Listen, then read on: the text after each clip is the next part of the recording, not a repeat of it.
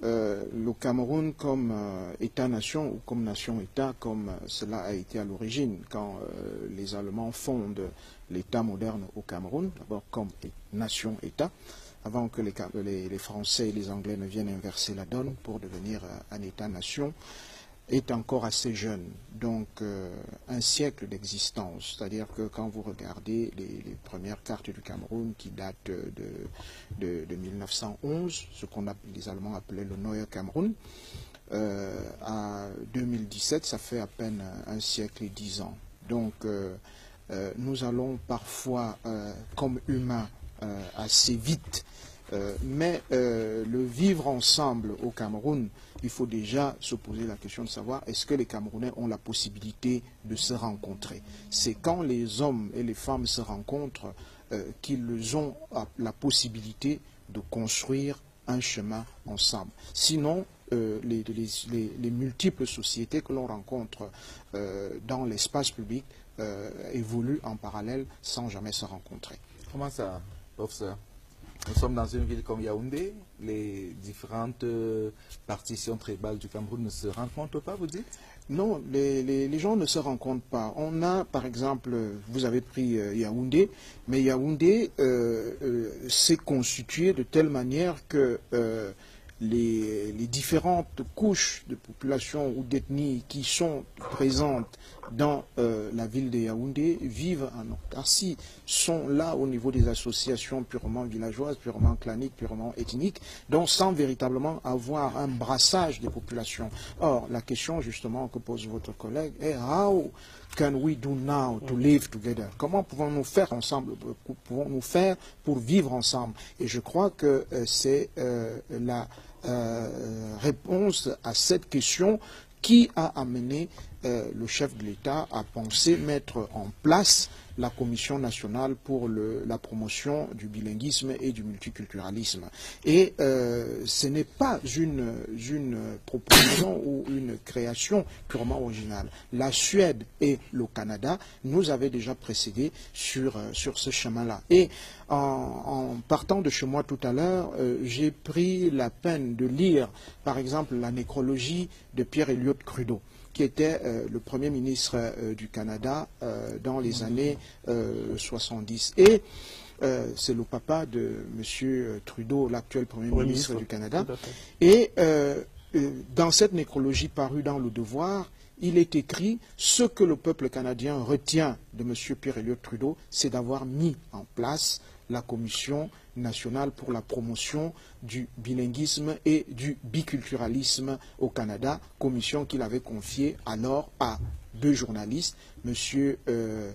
Laurando et M. Dunton. » Donc vous voyez que ce que le peuple canadien a pu retenir de ce Premier ministre, c'est justement d'avoir posé les bases de la construction de l'identité canadienne. Donc, je pense que le président Paul Biya, en créant cette commission, s'est projeté dans un Cameroun où peut-être il ne sera pas présent, mais où les Camerounais se souviendront permanemment que le chef de l'État a forgé une identité camerounaise qui manque aujourd'hui. C'est-à-dire que nous avons 256 tribus au Cameroun qui ne se croisent pas pour plusieurs raisons. C'est-à-dire que, par exemple, nous manquons de voies de communication. Or, il faut d'abord de la communication pour que les gens puissent se rencontrer.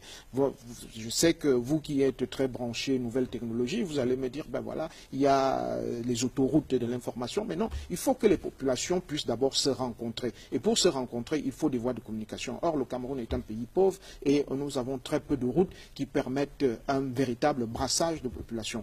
L'espace public du Cameroun lui-même, qui est né en 1840 avec la fondation de la première école à Bimbia. Donc c'est le pasteur Méric et puis Alfred Sacker qui ont permis aux Camerounais pour la première fois de se retrouver ensemble, c'est-à-dire les petits Baka, les petits Boulou, les petits Ngumba à Bimbia, de se retrouver et de pouvoir étudier une langue commune. Or, vous voyez, comme nous avons l'habitude, pour ne pas parler de l'habitus de Bourdieu, mais nous avons l'habitude dans notre pays de saucissonner l'histoire et donc de ne pas véritablement apprendre la véritable histoire de notre pays, qui est que le Cameroun moderne c'est le Cameroun allemand, qui avait la même superficie que la Grande Allemagne. Parce que les Allemands, quand ils fondent le Cameroun, ils ont pour ambition de créer une nouvelle Allemagne au Cameroun. Donc, avec la même superficie, faire de Douala, par exemple, le port de Douala, comme l'équivalent du port de Hambourg. Donc, nous sommes dans cette dynamique-là. Et c'est la nation qui fonde l'État, et non l'inverse. Donc, 43 ans après, c'est-à-dire 43 ans de présence allemande au Cameroun, les Allemands s'en vont. Et quand les Français arrivent, c'est un véritable changement de paradigme. C'est maintenant l'État qui fonde la nation. Et d'ailleurs, c'est ce qui va provoquer le conflit que nous avons aujourd'hui, c'est-à-dire le conflit dans les zones anglophones, où on a des Camerounais qui disent « nous avons toujours été une nation ou un État ». Bon, mais sur le plan institutionnel et sur le plan historique, ce qui n'est pas vrai. C'est-à-dire que, par exemple, le Southern Cameroun n'a jamais été un État. On n'a jamais proclamé l'indépendance du Southern Cameroun. Bon. Et le véritable Cameroun, c'est lequel? C'est celui qui va d'Oyem au lac Tchad et qui prend le Northern Cameroun. Donc ça, c'est le grand Cameroun. Donc si nous devons dialoguer sur l'identité camerounaise, nous devons connaître cette histoire-là. Et donc savoir que le Cameroun, c'est d'abord ce qui a été tracé par l'Allemagne.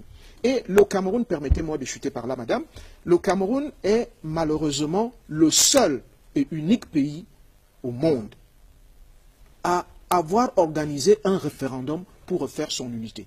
Le Togo ne l'a pas fait, la Namibie ne l'a pas fait, l'Allemagne elle-même, en 1989, quand tombe le mur de Berlin, ne passe pas par référendum pour retrouver son unité. Le Cameroun est le seul pays à avoir organisé un référendum, alors que tout ce qu'on aurait dû faire, c'était simplement de briser les frontières qui avaient été établies après la défaite allemande à la Première Guerre mondiale pour retrouver le Grand Cameroun. Et donc une grande partie, c'est pour cela d'ailleurs que l'ancien président de la République, Amadou Ahidjo, parlait de la jeunesse comme fer de lance, parce qu'il disait le Cameroun un jour retrouvera son unité, ira à la conquête de ces territoires perdus qui sont aujourd'hui au Nigeria, qui sont aujourd'hui par exemple au Gabon.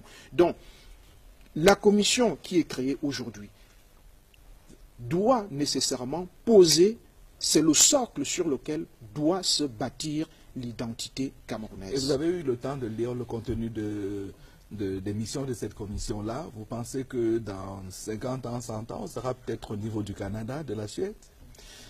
Oui, j'ai pris la peine de lire. Et d'ailleurs, quand vous regardez l'article 2 de cette commission, c'est une commission consultative, à la fois donc ad intra et ad extra. Ad intra, ça veut dire que cette commission, les membres de cette commission ont le devoir de consulter les Camerounais pour répondre à la question première, pourquoi avons-nous des difficultés à vivre ensemble? How can we do to live together? Bon, donc, quand on va collecter toutes les réponses dans les différentes régions, dans les arrondissements, dans les villages du Cameroun, on va rassembler et là, elle va donc jouer son rôle d'extra qui consistera donc à prendre tout cela et à mettre à la disposition du chef de l'État, à lui dire voici, c'est pas seulement le chef de l'État d'ailleurs, à la disposition de tous les politiques, en leur disant voici ce que les Camerounais pensent de notre vivre ensemble. Donc en fait, il faut encore que les politiques prennent des décisions au-delà du travail de la commission. Mais bien évidemment, parce qu'aujourd'hui, nous avons, par exemple, quand vous voyez, on parle au niveau de l'éducation, on dit la sous-éducation anglaise, sous-éducation française. Alors que nous sommes dans un pays qui s'appelle le Cameroun. Donc on devra arriver à la fin à parler de la culture camerounaise, de l'éducation camerounaise, qui tiendra compte, non pas seulement, et c'est là l'erreur, en fait, l'écueil qu'il faudra éviter, non pas seulement de la culture francophone et de la culture, anglophone et de la culture francophone, mais de l'héritage de toutes nos régions, mais aussi de l'État moderne camerounais qui est hérité de l'Allemagne. Nous ne pouvons pas parler du Cameroun sans parler de l'héritage allemand. ce sont les Allemands qui ont fondé le Cameroun moderne. Ce n'est ni les Français, ni les Anglais. C'est pour ça peut-être que la Commission prévoit le multiculturalisme, c'est pas seulement le bilinguisme. Effectivement. Donc, vous voyez que, par exemple, le Canada lui-même avait commencé par parler du biculturalisme. Et assez rapidement, on s'est rendu compte qu'on ne pouvait pas parler du biculturalisme en intégrant simplement les francophones et les anglophones. Il y avait les peuples autochtones, mais à partir de 1960, jusqu'en 1970, c'est 60% de la population canadienne qui est constituée d'immigrants. Donc, pour ce qui est du Cameroun, nous sommes quand même 256 ethnies dans notre pays. Les Camerounais oublient parfois que quand les Allemands dessinent le Cameroun, ils choisissent 4 langues qui sont étudiées dans les écoles. Pour ceux qui ont étudié au Collège Saint-Esprit, comme on appelait autrefois le Collège de la retraite, ceux qui ont étudié à Liberman savent qu'ils avaient des langues camerounaises qu'ils étudiaient. On avait pris le Féfé à l'ouest du Cameroun, on avait pris le Fufulde, on avait pris le Wondo, on avait pris le Bassa, qui étaient enseignés dans nos écoles. Donc, en fait, il s'agit de collecter nos us et coutumes qui, souvent dans nos pays, relèvent du domaine de la foi, pour les mettre dans l'espace public afin qu'ils deviennent des cultures, c'est-à-dire des cultures rationnelles, ce que tout le monde peut comprendre. Parfois, quand vous regardez un pays comme la France, quand vous allez à la gare de l'Est, tout le monde sait que vous allez manger la galette bretonne. Donc les Bretons partent de la Bretagne, ils s'installent à la gare de l'Est. On sait que c'est là qu'on prend les trains pour aller en Bretagne. On sait aussi que c'est là qu'on va trouver les restaurants bretons. Donc, si vous voulez manger alsacien, on sait aussi où vous devez aller. Si vous voulez manger la quenelle lyonnaise, il faut aller à la gare de Lyon. Alors que Lyon est à 2h30 de là. Donc, voilà exactement ce vers quoi nous devons tendre. Et en cela, il faut saluer le président Biya pour la création de cette commission, qui n'est pas là pour résoudre un problème ponctuel. C'est-à-dire que ce n'est pas parce qu'il y a un conflit dans les zones anglophones du Cameroun que l'on a créé cette commission. Il me semble, je ne suis pas son conseiller, mais je pense que cette commission se projette dans le Cameroun de demain. Parce qu'effectivement, on rencontre aujourd'hui de nombreux couacs. On voit que quand les Camerounais se retrouvent ensemble, ils disent, bon, les Bamileke, ils mesurent le terrain des autres avec la fronde, les Étones, ils ont 10 minutes de folie, les Ewondo, ils ne vivent que du vin. Tout le monde. Bon, voilà, donc on stigmatise tout le monde et personne ne se pose la question de savoir comment faisons-nous pour nous retrouver dans l'espace public. Qu'est-ce qui fait de nous des Camerounais? Tout le monde sait ce qu'il est à la naissance. Je suis Wondo, je suis Bassa, je suis Mundan, je suis Fufulde, mais personne ne sait ce que nous sommes appelés à devenir à partir du moment où nous poussons le premier cri. Le premier cri, quand nous le poussons, on nous établit un acte de naissance. Et cet acte de naissance ne fait pas de nous un Ewondo, un Aoussa, machin, il fait de nous un Camerounais. Ça, c'est très bien dit. Et à votre avis, sur quoi faut-il agir? Au-delà de la commission, sur quoi faut-il appuyer? Sur quel bouton? Pour que ce vivre ensemble devienne possible et qu'un Camerounais se reconnaisse avant tout d'abord Camerounais, avant de se reconnaître Eton, Bassa. Est-ce que c'est même possible? C'est possible. Il faut d'abord collecter tout ce que nous avons comme valeur dans nos différentes régions. Donc, c'est ça la culture. Donc, transformer nos coutumes... C'est aussi ça la mission de la commission. Oui, transformer nos cultures, nos coutumes, nos us en véritables valeurs. Donc, à mettre dans l'espace public. Et deuxièmement, regarder au niveau de l'éducation. Qu'est-ce que nous devons intégrer dans le processus de formation des jeunes Camerounais? Ensuite, regarder au niveau des religions. Parce que la constituante de 1958, puis celle qui a suivi, fait du Cameroun un État laïque. Ce qu'il n'est pas dans la réalité. Quand vous regardez les 20 fêtes de fériés dans le calendrier civil du Cameroun, vous verrez qu'il n'y a que 2 fêtes qui sont civiles. Il y a le 11 février et il y a le 20 mai. Le reste, ce sont des fêtes religieuses. Donc le Cameroun n'est pas un État laïque. C'est une erreur. Le Cameroun est un État triconfessionnel, dont les religions traditionnelles, l'islam par ordre d'arrivée et le christianisme. Parce que les gens oublient souvent aussi que après les religions traditionnelles dans notre pays, c'est d'abord l'islam qui est arrivé. Et après l'islam seulement, va arriver dès 1800, près de 3 siècles après. Malheureusement ou heureusement, le christianisme a pris plus d'espace. Non, non, malheureusement, ce n'est pas vrai. Le christianisme n'a pas pris plus d'espace. Je vous dis que le Cameroun, est-ce que le christianisme a plus de fêtes dans nos calendriers que l'islam? Toutes les fêtes du monde islamique sont respectées au Cameroun, comme les fêtes du christianisme sont aussi respectées. Il faut simplement, et là, vous voyez, c'est une erreur, il faut justement amener les Camerounais à comprendre, et la meilleure compréhension, c'est pas très loin d'ici, à un endroit qui s'appelle Tinga, où vous avez une mosquée qui s'appelle, ou qui devrait s'appeler, la mosquée du Christ roi de Tinga. Pourquoi? Parce qu'en contrebas, vous avez l'église Christ roi de Tinga, et juste au-dessus, vous avez la mosquée. Donc, voilà ce qui fait aussi l'une des plus grandes valeurs du Cameroun, où on peut avoir dans une famille une jeune fille qui s'appelle Gisèle Aminata Fouda. Gisèle étant un prénom chrétien, Aminata étant un prénom musulman, et puis Fouda étant un nom de famille. Donc, vous avez là exactement ce que le Cameroun constitue aujourd'hui. Vous avez par exemple au Cameroun un islam purement camerounais.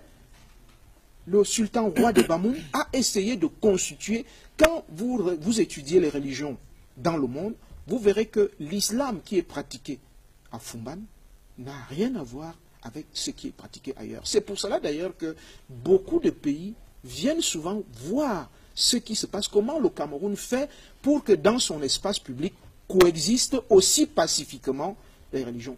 Le Cameroun est l'un des rares pays au monde où il n'y a jamais eu de guerre de religion. Cette semaine, la commission créée par le président de la République va être installée, précisément jeudi prochain. Qu'est-ce qu'on peut en attendre d'ici la fin de l'année, par exemple? Nous attendons beaucoup de la commission Moussongé. D'abord, nous attendons qu'elle se déploie dans les 10 régions du Cameroun, qu'elle consulte les Camerounais, qu'elle pose la question aux Camerounais, celle de savoir comment pouvons-nous faire pour vivre harmonieusement ensemble.